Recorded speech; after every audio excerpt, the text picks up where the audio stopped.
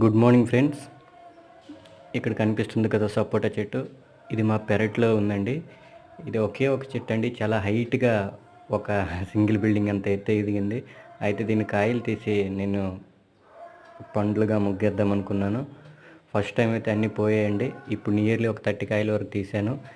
తీసి పక్కవానికి ఎలా చేయాలో చూపిస్తున్నానండి. తీసుకున్న అన్ని కాయలు కూడా ప్రతివి ఒక కవర్లో పేర్చుకోవాలండి.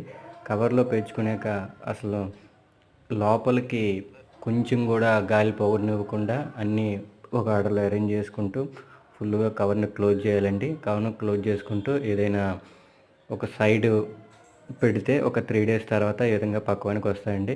చూడండి, నియర్లీ ఒక 10 కాయలు అయితే ముగ్గాయి. అసలు ఎంత బాగా కనిపిస్తున్నాయో, తింటే అమేజింగ్గా అనిపిస్తుందండి.